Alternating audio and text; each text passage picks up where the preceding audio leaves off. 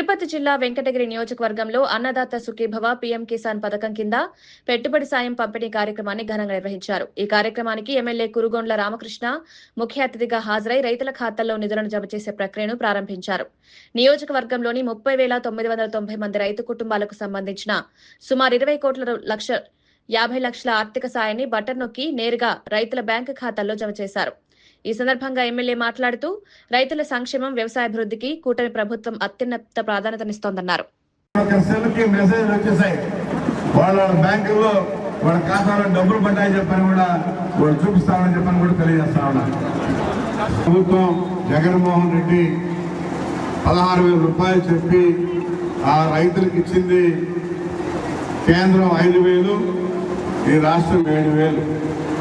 ఈరోజు మన ముఖ్యమంత్రి ఆర్థిక ఇబ్బందులన్నా జగన్మోహన్ రెడ్డి చేసిన పాపాలు ఏ బ్యాంకు కూడా పోయే పరిస్థితి లేకుండా అప్పులు చేసి బ్యాంకుల్లో కూడా రాణించే పరిస్థితి లేదు. అయినా కూడా మన ముఖ్యమంత్రి ధైర్యంగా ఆ అప్పులంతా కూడా కట్టుకుంటూ ఈరోజు ఎక్కడా కూడా అభివృద్ధి కానీ సంక్షేమం కానీ ఎక్కడా కూడా ఆకుండా ఈరోజు అన్ని ఏమైతే చెప్పారో అన్ని ఈరోజు పనిచేస్తూ ఉన్నారు. రైతు సోదరులందరికీ కూడా 20,000 రూపాయలు అన్నదాత సుఖీభవ వేస్తామని చెప్పి ఈరోజు మరి కేంద్రం 6,000 ఇస్తే 14,000 రూపాయలు మన రాష్ట్ర ప్రభుత్వం ఇచ్చి రైతులకు ఏమైతే చెప్పామో 20,000 రూపాయలు ఇచ్చిన ప్రభుత్వం తెలుగుదేశం ప్రభుత్వం చంద్రబాబు నాయుడు చెప్పిన కూడా చెప్పక తప్పదు. గతంలో మాదిరి మోసం చేయడంలా 16,000 రూపాయలు చెప్పి 12,000 ఇచ్చారు. కేంద్రం 5,000, ఈ రాష్ట్రం 7,000 ఇచ్చారు. ఈరోజు ఈ రాష్ట్రం 14,000, మరి కేంద్రం 6,000 రూపాయలు ఇస్తా ఉంది.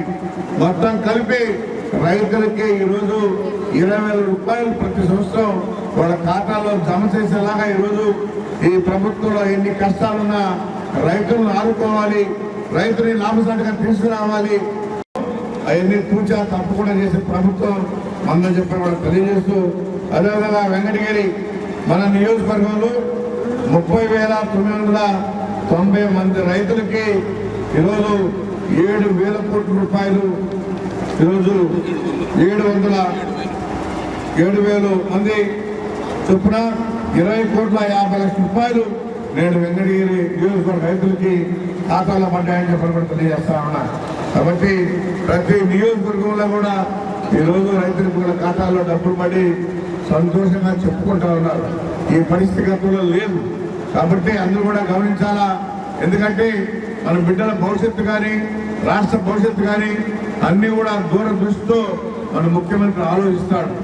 20 సంవత్సరాల ముందు ఆలోచించి పనిచేస్తాడు. మీరు చూసారు హైదరాబాద్లో ఒకప్పుడు అభివృద్ధి చేస్తా ఉంటే ఈ చెట్లు పుట్లు కొడుతున్నాడు, ఇది ఏమైనా పిచ్చి అన్నారు. ఈరోజు ఆ హైదరాబాదు మహానగరంగా తయారయ్యి ఒక సింగపూర్ లాగా తయారవుతా ఉంది. కాబట్టి రాబోయే రోజుల్లో మన అమరావతి కూడా అదే విధంగా తయారు చేయాలనే కాన్సెప్ట్ 33,000 ఎకరాల్ని రైతుల దగ్గర నుంచి తీసుకొని రైతులు కూడా డబ్బులు లేకుండా ఫ్రీగా ఇచ్చారు. ఆ రైతులకు కూడా సహాయ సహకారాలు అందిస్తారని ముఖ్యమంత్రి చంద్రబాబు నాయుడు నమ్మకం ఉంది. కాబట్టి అడిగి తలకి 33,000 ఎకరాల్ని మన ప్రభుత్వానికి ఇచ్చారు. ఖచ్చితంగా వాళ్ళకు కూడా ముఖ్యమంత్రి సహాయం చేస్తారు. ఆ నమ్మకం వాళ్ళకు కూడా ఉందని చెప్పి కూడా తెలియజేస్తూ, రాబోయేటువంటి 2028-29 కింద మన రాజధాని బ్రహ్మాండంగా ఏర్పడుతుందని కూడా చెప్పి గర్వంగా చెప్తా ఉన్నాం. గతంలో 3 ముక్కలాట్ల 3 రాజధానులు అన్నాడు. ఒకటి హైదరాబాద్ అంట, ఒకటి వైజాగ్ అంట, ఇంకోటి కర్నూలు అంట, ఏదో రకరకాలుగా చెప్పాడు. అవన్నీ ఏమి ఆ 3 ముక్కలాట ఆడేది లేదు. ప్రభుత్వం ఒకే దగ్గర రాజధాని అమరావతి ఆగమేఘాలుగా ఈరోజు అభివృద్ధి చెందుతుందని చెప్పని కూడా తెలియజేస్తూ, కాబట్టి మన బిడ్డల భవిష్యత్తు బాగుండాలంటే ఇప్పుడు కూడా తెలుగుదేశం ప్రభుత్వం చంద్రబాబు నాయుడు ముఖ్యమంత్రి అంటే దూరం చూస్తూ ఆలోచిస్తాడు. రాష్ట్రం బాగుంటుంది, రాష్ట్ర ప్రజలు బాగుంటారని చెప్పని కూడా తెలియజేస్తూ, ఈరోజు మనం దూరం చూస్తూ అన్ని చెరువులు కూడా రిపేర్ చేశాం. అన్ని చెరువుల ట్యాంకులు నింపాం. కాబట్టి ఈరోజు రైతులు పుష్కలంగా పండించుకున్నారు. కాలువలు బ్రహ్మాండంగా పనిచేశాం.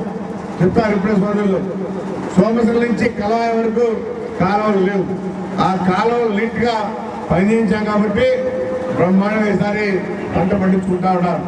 అదే తెలుగుదేశం చంద్రబాబు నాయుడు పరిపాలన. కాబట్టి ఇలాంటి పరిపాలన ఉంటే రాష్ట్రం బాగుంటుంది, రాష్ట్ర భవిష్యత్తు బాగుంటుంది, రాష్ట్రంలో బిడ్డల భవిష్యత్తు బాగుంటుంది చెప్పని కూడా తెలియజేస్తూ